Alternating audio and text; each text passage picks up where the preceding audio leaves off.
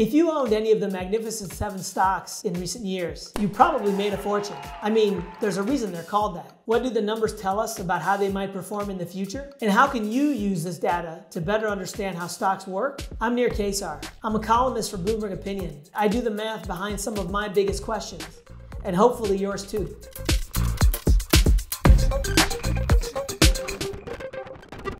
Since 2015, the group has returned an astounding 38% a year, 3 times the return of the S&P 500 index. Let's put that in perspective. If you had invested $10,000 in the Magnificent Seven 9 years ago, it would now be worth more than $185,000. That same investment in the S&P 500, just $29,000. Before we go further, you might be kicking yourself for not putting your money in the Magnificent Seven. Don't. Here's why. Picking stocks is a notoriously difficult game, even for most professional money managers. No one could have seen the Magnificent Seven coming. That was awesome. Where the hell did that come from? Stock investors basically get paid 3 ways: from dividends, earnings growth, and change in valuation. They handed 38% a year to investors since 2015. Earnings accounted for a stunning 34% of that. Of the rest, 3% came from rising valuations, and dividends kicked in the remaining 1%. But that's history. The question now is, how will the Magnificent Seven perform going forward? I think their best days are behind them, and that investors can make just as much money or more with a broad market index fund. We can make an educated guess about how the Magnificent Seven will perform using our simple formula. Stock returns equal dividends plus earnings growth plus change in valuation. Let's start with earnings growth, because that's the way they made the bulk of the money for investors so far. Looking at the long-term data for stocks, I seriously doubt they can keep it up. Consider this.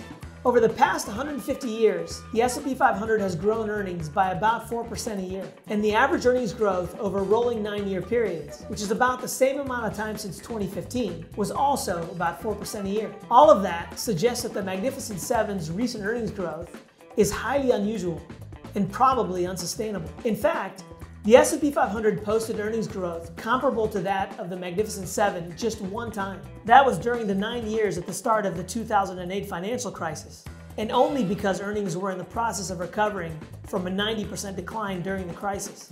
So ask yourself this: what are the chances the Magnificent Seven will continue to grow earnings at a rate more than 8 times the historical average for stocks? Not good, in my opinion, no matter how magnificent they are. That's a problem, because if earnings growth for the Magnificent Seven slows, investors can't count on dividends to bail them out. The big tech companies are notorious for paying a tiny dividend, if they pay one at all. Alphabet and Tesla don't even bother. Wait, what? As a group, they're expected to pay a dividend yield of less than 1% over the next year, and that's unlikely to change soon. That leaves the third and final way investors make money: changes in valuation. But that's not likely to help either. I'm referring to measures that compare companies' stock prices to their financial results, like assets, earnings, sales, and cash flow. But here's the thing about changes in valuation: they go up and down over time, but ultimately they don't contribute much to stock returns. Over the past 150 years, the price-earnings ratio of the S&P 500 has risen by about 0.5% a year. That's only a small fraction of the S&P 500's total return of about 9% a year historically. We've covered a lot of numbers here, so just a quick reminder that total return and earnings growth are 2 different things. Earnings growth is one component of total return. So for example, the S&P 500 has returned 9% a year historically. One component of that was earnings growth, which was 4% a year. Of course, you can make a lot of money on stocks if you buy when valuations are low, usually during a crisis. Stocks were really cheap during the 2008 financial crisis, for example. The S&P 500 traded at close to 10 times earnings, which is on the lower end of the historical range. Now it trades at more than double that. But the opposite is also true. Investors who buy at high valuations may be setting themselves up for a fall, which brings us back to the Magnificent Seven. They trade at 30 times expected earnings for next year. They've been more expensive, but that's a high valuation by any standard. To give you some perspective, since 1991, the S&P 500 has never traded above 30 times forward earnings, and that was at the peak of the dot-com bubble in 1999. And as I mentioned earlier, the S&P 500 traded as low as 10 times during the financial crisis. The Magnificent Seven trade well outside that range, suggesting that valuations are more likely heading down than up. We're going down fast. Okay, so now that we've gone through all those numbers, What does it all mean for the Magnificent Seven going forward? No one has a crystal ball, but let's be optimistic and assume that AI will supercharge their earnings growth and that they'll grow earnings at 3 times the historical rate for the S&P 500. That would be 12% a year. Now let's add to that a 1% dividend yield.